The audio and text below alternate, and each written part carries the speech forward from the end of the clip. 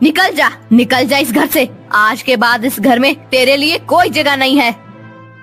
माँ जी, भगवान के लिए ऐसा मत कीजिए। मैं इस छोटी सी बच्ची को लेकर कहाँ जाऊंगी? वो सब मैं नहीं जानती, बस तू निकल जा। अरे इस बच्ची की दुहाई दे रही है तू, इसी की वजह से तो तुझे घर से बाहर निकाल रही हूँ। सुनिए जी, आप तो कुछ कहिए ना, रोकिए ना माँ जी को। मैं कहाँ जाऊंगी इस घर को छोड़कर? मेरा तो आपके सिवा और कोई नहीं है। माँ सही कह रही है, एक के बाद एक बेटियां पैदा करती जा रही है तू। अरे मैंने तो सोचा था कि इस बार तुझे बेटा होगा, लेकिन नहीं, तू तो बेटियां ही पैदा कर रही है। मुझे बेटियां होती है, इसमें मेरी क्या गलती है? देखा बेटा, एक तो गलती करती है और ऊपर से जबान भी चला रही है। देख क्या रहा है, निकाल दे इसे इस घर से बाहर। केशव मधु का हाथ पकड़कर उसे घर से बाहर निकाल देता है। मधु की गोद में उसकी नवजात बेटी भी थी। दरअसल मधु को पहले 3 बेटियां थी। बेटे की चाह में उसके पति और सास मधु से चौथी बार बेटे की आस लगाए बैठे हुए थे, लेकिन इस बार भी उसने एक बेटी को जन्म दिया और उसे घर छोड़कर बाहर जाना पड़ा। मधु बहुत दूर तक चल कर आई थी, बहुत थक गई थी और प्यास के मारे उसका गला सूख रहा था। उसे दूर एक नदी दिखाई दी और वो नदी के पास आ गई। हे भगवान, तेरा बहुत बहुत आभार, कम से कम पानी तो दिखाई दिया। कितनी प्यास लगी है, मेरी बच्ची को भी भूख लगी है, लेकिन क्या करूं, मैंने ही कुछ खाया नहीं है तो इसे दूध कैसे पिलाऊं? बेटा, मैं अभी पानी पी कर आती हूँ, फिर हम थोड़ी और आगे चल जाते हैं। फिर मैं देखती हूँ खाने का कोई इंतजाम होता है क्या। हाँ मेरा बच्चा। ऐसा कहकर मधु बच्ची को नदी के किनारे पर रखकर खुद पानी पीने के लिए नदी के पानी में उतर जाती है, लेकिन थकान की वजह से वो फिसल जाती है और पानी की तेज बहाव में बह जाती है। बच्ची बहुत रो रही होती है। नदी के पास ही एक जंगल था। कुछ देर के बाद जंगल से कुछ हिरनें पानी पीने के लिए नदी पर आती हैं। वहाँ उस नवजात बच्ची को देखकर, अरे कितनी छोटी बच्ची है ये, इसे ऐसे कौन छोड़कर गया होगा इसे? माया बहन, लगता है कि ये बेटी है, इस कारण से कोई इसे छोड़ कर गया होगा। सुना है कि कुछ इंसान सिर्फ बेटे की चाह करते हैं। अगर उनके घर में लड़की ने जन्म लिया तो वो इसे ऐसे ही कहीं सुनसान जगह पर छोड़ कर जाते हैं। कितने निर्दय होते हैं ऐसे इंसान। कोई अपने ही बच्चे को ऐसे मरने के लिए कैसे छोड़ सकता है? और माँ जन्म देने वाली माँ का दिल नहीं दुखता? हिरन माया को उस बच्ची को देखकर बहुत दुख होता है। फिर काया छाया, मैं सोच रही हूँ कि हम इसे अपने साथ अपने जंगल में ले जाते हैं। इसे यहाँ ऐसे छोड़ना इस बच्ची के लिए सुरक्षित नहीं है। लेकिन माया दीदी, हम इसे अपने साथ कैसे रखेंगे? हमारे ही रोज के खाने पीने का ठिकाना नहीं होता, इसे क्या हम खिलाएंगे? छाया सही बोल रही है बहन, हम तो पेड़ के पत्ते हरी घास खाकर गुजारा करते हैं, लेकिन इसे तो दूध पीने की जरूरत है, वो हम इसे कहाँ से देंगे? वो सब बाद में देखेंगे, सबसे पहले इसे यहाँ से ले जाना ज्यादा जरूरी है। हिरन माया बाकी 2 हिरणों के साथ बच्ची को लेकर जंगल में चली जाती है। जंगल में जाने के बाद छाया, कुछ दिनों पहले मिट्टी हथनी ने एक बच्चे को जन्म दिया है। हम इस बच्ची को उसका दूध पिला सकते हैं। लेकिन इंसान के बच्चे के लिए हथनी का दूध? वो एक माँ का दूध है छाया, बच्चे के लिए तो अमृत होता है। हिरन माया के कहने पर बच्ची को मिंटी हथनी का दूध पिलाया जाता है। धीरे धीरे बच्ची बड़ी होने लगती है। मिंटी हथनी और उसका बाकी हाथी परिवार भी अब बच्ची को अपना मानने लगा था। एक दिन हमें अब इस बच्ची का कुछ नाम रखना चाहिए। हाँ, कब तक हम इसे बच्ची बच्ची कहें? इसकी आंखें बिल्कुल हमारे जैसी हैं। मुझे लगता है कि हम इसका नाम मुर्गाछी रखें। हाँ, बहुत अच्छा नाम है। उस दिन के बाद सब बच्ची को मुर्गाछी कहकर बुलाने लगते हैं। एक दिन जंगल का राजा शेर हिरन की गुफा के पास आता है। उसे इंसान की गंध आती है। फिर यहीं से आ रही है सुगंध। हाँ, यहाँ एक बच्ची है, इसे खाकर मजा आ जाएगा। शेर मृगाक्षी की तरफ बढ़ने लगता है। तब सभी हिरनें उसके सामने आती हैं। वनराज, इस बच्ची को छोड़ दीजिए, इसे खाने का विचार अपने मन से निकाल दीजिए। तुम कौन होती हो मुझे ये बताने वाली? वनराज, ये मेरी बेटी जैसी है, मैंने इसे पाला है, ये बहुत छोटी है, चाहो तो आप मुझे खा लो, लेकिन इस बच्ची को नहीं। नहीं, तुम सब जानवरों का मांस बहुत खा चुका हूँ। इस इंसान की गंध मुझे इसे खाने पर विवश कर रही है। लेकिन हाँ, तुम्हारी बात भी सही है, ये अभी बहुत छोटी है। शेर वापस चला जाता है। हिरन को लगता है कि उसके कहने पर शेर ने अपना दयालुपन दिखाया है। 5 साल बीत जाते हैं। सभी हिरनें खाने की तलाश में कहीं गई हुई थी। मृगाक्षी अकेली गुफा में बैठी थी। तभी शेर वहाँ आया और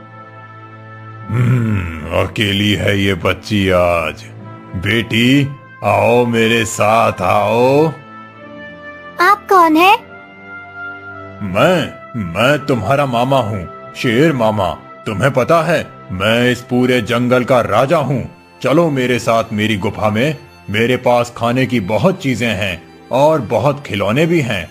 तुम्हें खेलना है? हाँ मामा जी, मुझे खेलना है।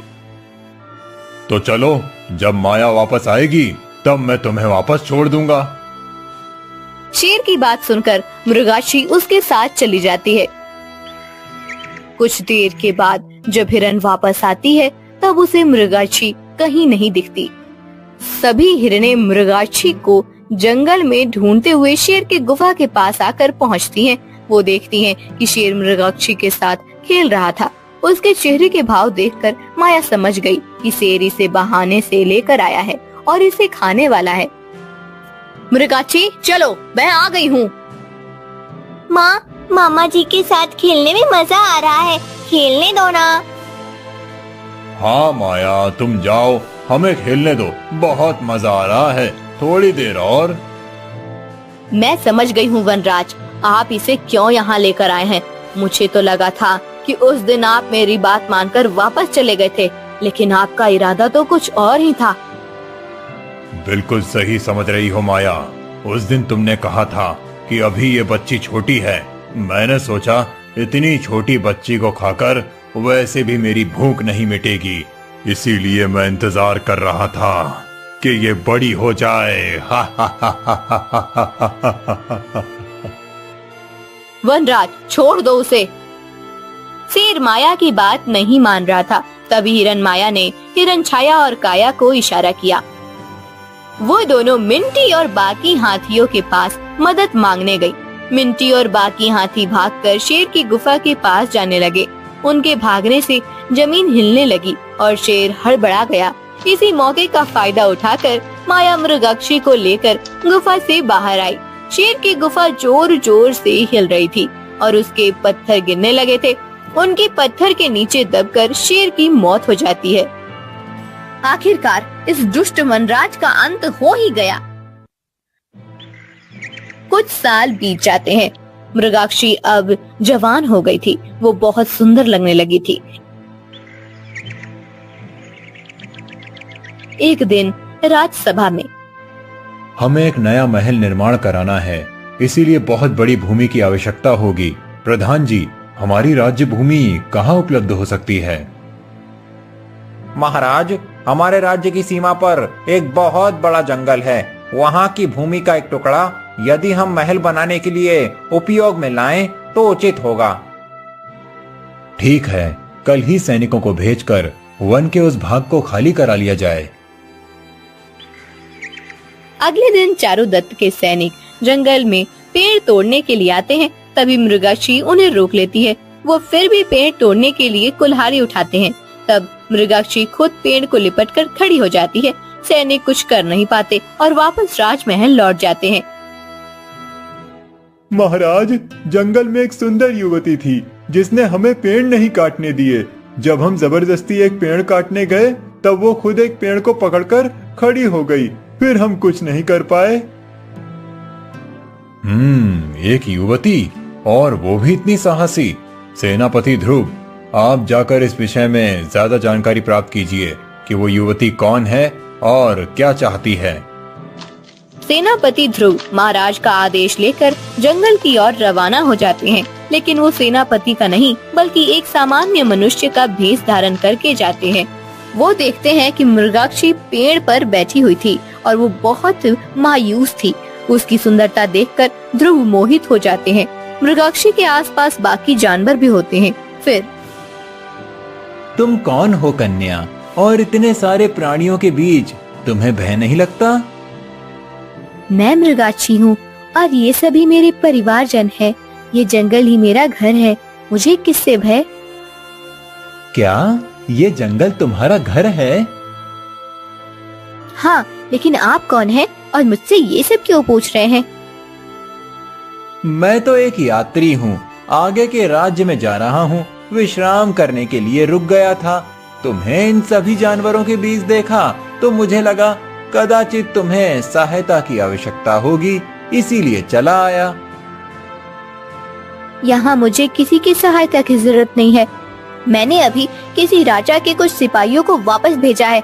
वो यहाँ हमारे ये पेड़ काटने आए थे। हाँ, मैंने भी सुना है महाराज चारुदत्त को एक नया राजभवन बनाना है। हाँ, तो वो बनाए राजभवन, लेकिन यहाँ क्यों? ये जंगल तोड़कर क्यों बनाना है उन्हें राजभवन? कहीं और भी तो बना सकते हैं। उन्हें पता नहीं है कि एक पेड़ को काटना 100 हत्याओं के बराबर होता है। वो क्यों इतना बड़ा पाप अपने सर पर ले रहे हैं? वाह, ये सारी शास्त्र की बातें तुमने कहाँ पढ़ी हैं? मैंने पढ़ी नहीं है, लेकिन यहाँ कई साधु और योगी आकर ध्यान करते हैं, प्राणायाम करते हैं। उनसे ही मैंने ये सुना है। मुझे तो लगता है कि किसी को महाराज को ये बात जाकर बताने की जरूरत है। ध्रुव पहले ही मृगाक्षी के सौंदर्य पर मोहित हो गया था। अब उसकी बातें सुनकर उसे मृगाक्षी से और भी प्रेम हो जाता है। वो चारुदत्त के पास आकर उन्हें समझाता है कि जंगल काटना उचित नहीं है। चारुदत्त को भी ध्रुव की बात उचित लगती है। ध्रुव अब रोज मृगाक्षी से मिलने आता है। दिन बीतते हैं और मृगाक्षी को भी ध्रुव से प्यार हो जाता है। एक दिन एक बहुत बड़ा अजगर हिरण माया को पकड़ लेता है और उसे निगलने लगता है। ये देखकर मृगाक्षी उस अजगर पर पत्थर मारने लगती है, लेकिन अजगर टस से मस नहीं होता। मृगाक्षी को लगता है कि अब उसकी माया नहीं बचेगी। तभी ध्रुव वहाँ आकर अपने धनुष से बाण छोड़ता है और उस अजगर को मार डालता है। मृगाक्षी माया को अजगर के मुंह से बाहर निकालती है। कौन हो तुम? तुम कोई सामान्य इंसान नहीं हो सकते। तुमने इतना सही निशाना कैसे साधा? अब तुम्हें क्या सत्य बताना ही पड़ेगा। मैं महाराज चारुदत्त का सेनापति ध्रुव हूँ। मैं तुम्हारे बारे में जानकारी प्राप्त करने आया था, क्योंकि तुमने उस दिन सैनिक को जंगल तोड़ने से मना किया था, लेकिन मुझे देखते ही तुमसे प्रेम हो गया। तुम मेरे बारे में कुछ गलत धारणा ना बनाओ, इसीलिए मैंने तुमसे सत्य छुपाए रखा। मृगाक्षी, मैं तुमसे विवाह करना चाहता हूँ। बेटी मृगाक्षी, ये लड़का सच में तुमसे बहुत प्यार करता है। तुम इसके साथ विवाह करके सुखी हो जाओ। लेकिन माँ, अगर मैं चली जाऊंगी तुम अकेली हो जाओगी। नहीं बेटा, मुझे तो खुशी है कि मेरी बेटी सुख में है। तुम कब तक ऐसे जंगल में भटकती रहोगी? जब मैंने तुम्हें पहली बार देखा था तब तू एक नवजात बच्ची थी। मैं तुम्हें तुम्हारी सुरक्षा के लिए अपने साथ जंगल में ले आई थी, लेकिन अब तुम बड़ी हो गई हो, अपना ख्याल खुद रख सकती हो और सेनापति जी जैसे योद्धा को अपने पति के रूप में पाकर तुम्हारा जीवन धन्य हो जाएगा। मृगाक्षी, तुम चाहो तो हम इस हिरण को अर्थात तुम्हारी माँ को अपने साथ ले जा सकते हैं। हमारे भवन के बाहर एक बड़ा बगीचा है, वहाँ पर ये सुख से रह सकती हैं। ध्रुव की बात सुनकर मृगाक्षी खुश हो जाती है। दोनों हिरण को साथ लेकर ध्रुव के घर में चले जाते हैं। वहाँ ध्रुव और मृगाक्षी का धूमधाम से विवाह हो जाता है। हिरण अब मृगाक्षी के साथ सुख और सुरक्षा से बाकी का जीवन व्यतीत करती है।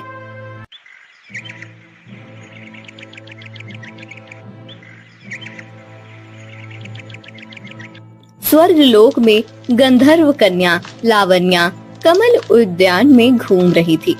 लावण्या इतनी सुंदर थी कि किसी अप्सरा को भी उसे देखकर ईर्ष्या हो। एक बार जो लावण्या को देख लेता था वो उसे बार बार देखने की कामना करता था। जब वो कमल के फूल पानी से निकाल रही थी तभी वहाँ से एक युवान ऋषि आते हैं। वो कमल के कुछ पुष्प तोड़कर चले जाते हैं। उन्हें पता भी नहीं चलता कि उनके पास इतनी सौंदर्यवती खड़ी है। उनका ये व्यवहार देखकर लावण्या क्रोधित हो जाती है। महर्षि, लावण्या उन्हें पुकारती है। महर्षि रुक जाते हैं और जी देवी। महर्षि, कदाचित आप स्वर्ग लोक में अभी अभी पधारे हैं। आप जानते नहीं मैं कौन हूँ? क्षमा करें देवी, परंतु मुझे आपका परिचय नहीं है। मैं गंधर्व कन्या लावण्या हूँ। पूरे स्वर्ग लोक में मेरी जितनी सौंदर्यवती दूसरी कोई नहीं है। स्वर्ग लोक में ऐसा कोई नहीं जो मुझे एक बार देखकर पुनः पलटकर ना देखे। और आपने मेरी तरफ ध्यान भी नहीं दिया। मैं आपके समीप ही खड़ी थी, परंतु आप कमल पुष्प तोड़कर चले भी गए। ये तो मेरा अपमान है। नहीं देवी, आपका अपमान करने का मेरा कोई आशय नहीं था, परंतु मैंने आजीवन ब्रह्मचार्य पालन करने का व्रत लिया है। इसी कारण से मैं किसी भी स्त्री की तरफ देखता भी नहीं। आपके सौंदर्य का मुझे कदापि लोभ नहीं हो सकता। मैं तो केवल अपने स्नान, संध्या, पूजा और ध्यान में ही संतुष्ट हूँ। अच्छा, आपको इतना अभिमान है अपनी ध्यान और पूजा पर? अभिमान नहीं देवी, परंतु कोई भी प्रलोभन मेरे व्रत को भंग नहीं कर सकता, ये सत्य है। महर्षि इतना कहकर चले जाते हैं। लावण्या को उनकी बात सुनकर बहुत क्रोध आता है। अगले दिन जब महर्षि स्नान के लिए नदी में गए हुए होते हैं तब लावण्या पत्थर पर रखे हुए उनके वस्त्र उठाती है और एक ऊंचे पेड़ पर फेंक देती है। ये देखकर महर्षि का शरीर क्रोध से कांपने लगता है। वो उसे श्राप देते हैं। हे उद्दंड युवती, तुझे अपने सौंदर्य पर बहुत ज्यादा अभिमान है। मैं तुझे श्राप देता हूँ कि तू पृथ्वी लोक में जन्म लेगी और वहीं तेरी मृत्यु होगी। तुझे स्वर्ग लोक छोड़कर जाना होगा। महर्षि के श्राप के कारण लावण्या को स्वर्ग लोक छोड़ना पड़ता है और वो पृथ्वी लोक में एक मछुआरे के घर में जन्म लेती है। उसे जन्म देते ही मछुआरे की पत्नी का स्वर्गवास हो जाता है। फिर मछुआरा उस नवजात बालिका को लेकर महारानी शांति प्रिय के पास आता है। महारानी शांति प्रिय की जय हो। महारानी, ये मेरी बेटी है। इसे जन्म देते ही मेरी पत्नी की मृत्यु हो गई है। मैं गरीब मछुआरा हूँ। यदि मेरी पत्नी जीवित होती तो इस बच्चे का पालन पोषण करती, परंतु अब इसका उत्तरदायित्व मुझ पर आया है। मुझे मछली पकड़ने के लिए कई दिनों तक समुद्र में रहना पड़ता है। ऐसी स्थिति में मैं इसे अपने साथ नहीं रख सकता और इसके लिए मैं अपना काम छोड़कर घर पर भी नहीं रह सकता। इसीलिए मेरा आपसे अनुरोध है कि आप इस बालिका को अपनाइए और मुझे इस दायित्व से मुक्त कीजिए। महारानी शांति प्रिया के दृश्य में सबके लिए बहुत प्रेम था। वो उस बच्ची को मछुआरे के हाथ से अपने गोद में ले लेती हैं। कितनी सुंदर बालिका है। मछुआरे, तुम आज से इस बालिका के दायित्व से मुक्त हो। ये अब मेरी पुत्री है। मेरे 7 पुत्र हैं। इसका मुझे संतोष था, किंतु मेरी ये सदा ही मनसा थी कि मेरी एक पुत्री हो। आज से ये मेरी पुत्री राजकुमारी देवयानी है। महारानी मछुआरे को वापस भेज देती हैं और उस बालिका को अपनी पुत्री बना लेती हैं। महाराज शंख शर्ण भी महारानी के इस निर्णय से आनंदित होते हैं। समय बीत रहा होता है और राजकुमारी देवयानी अब बड़ी हो रही थी। एक दिन छोटी राजकुमारी को खेलते हुए देख महारानी शांति प्रिय, आपने इस बालिका को अपनी पुत्री बनाकर सत्य में बहुत ही अच्छा कार्य किया है। हमारे राज्य भवन में हमारे राजकुमारों की रौनक तो थी, परंतु इस बालिका के आने के बाद तो जैसे राजभवन में जीवन आ गया हो। सत्य कहते हैं, एक पुत्री तो होनी ही चाहिए जिसके नुपुर की झनकार पूरे भवन में गूंजे। हाँ महाराज, परंतु अब देवयानी बड़ी हो रही हैं। हमारे राजकुमारों की भी भांति अब हमें राजकुमारी को भी शिक्षा देनी चाहिए। राजकुमारी देवयानी सौंदर्यवती है। यदि वो शिक्षा प्राप्त करके विद्यावती भी बन जाएंगी तो इस धरती पर उनके सर्वथा में और कोई राजकुमारी खड़ी नहीं हो सकती। महाराज शंकरशन को महारानी शांति प्रिया का प्रस्ताव उचित लगता है और राजकुमारी देवयानी की शिक्षा शुरू हो जाती है।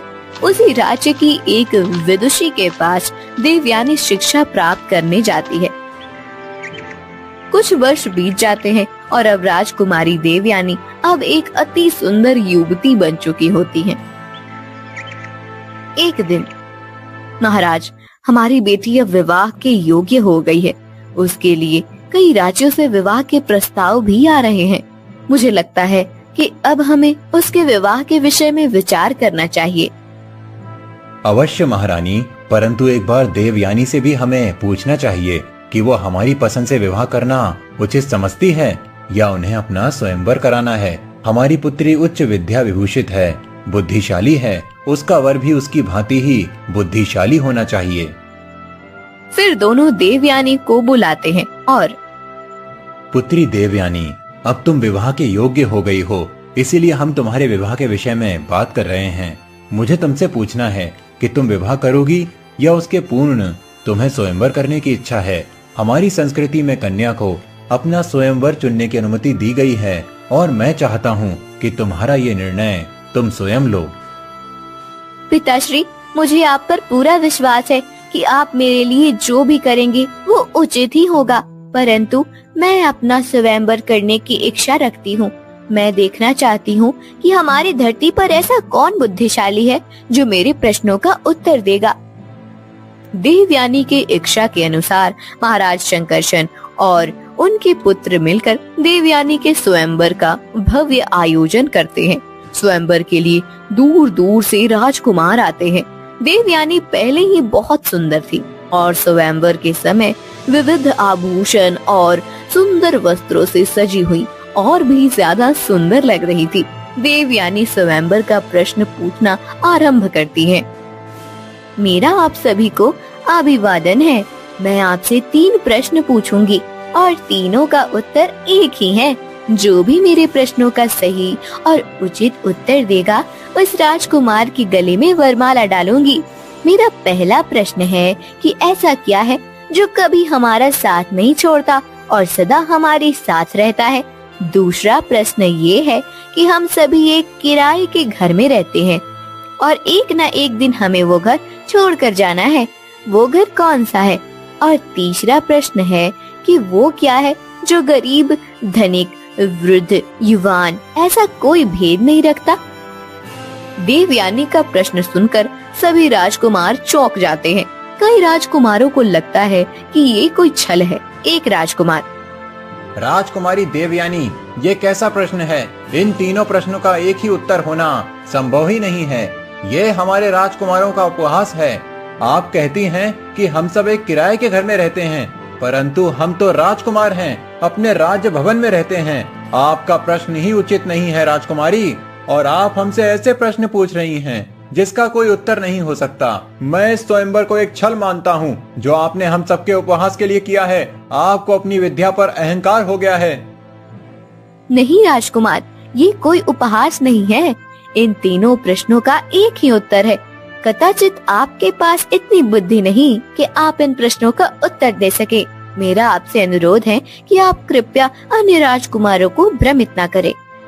कई राजकुमारों को इन प्रश्नों का उत्तर नहीं आता, तो कई राजकुमार गलत उत्तर देकर अपने स्थान पर लौट जाते हैं। महाराज शंकरशन और महारानी शांतिप्रिया को चिंता होने लगती है कि अब राजकुमारी देवयानी का स्वयंवर कैसे संपन्न होगा।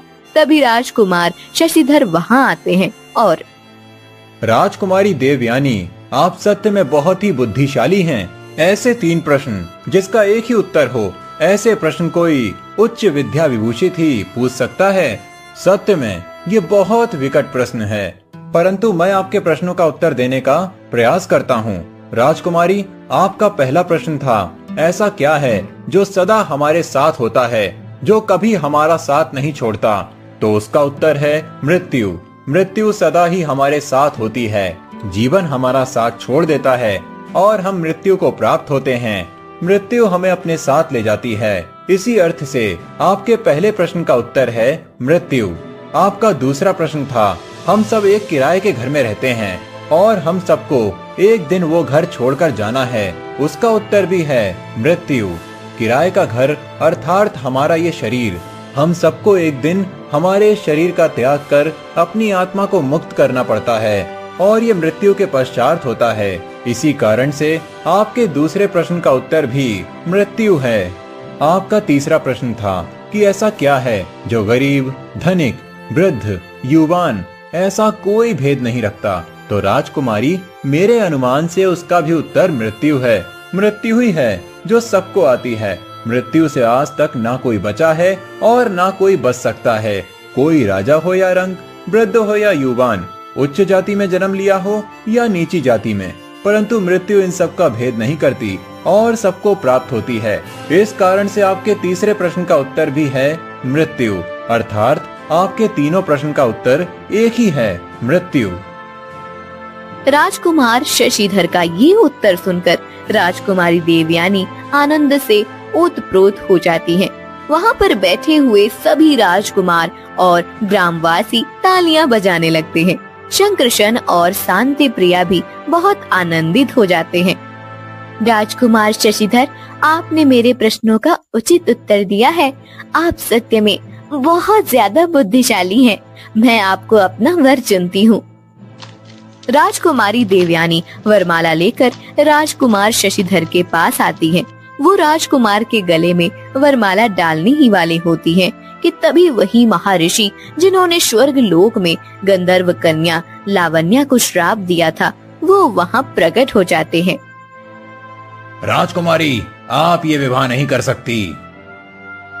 महर्षि, मुझसे या मेरी पुत्री से कोई अपराध हुआ है क्या? आप इसे विवाह करने से क्यों मना कर रहे हैं?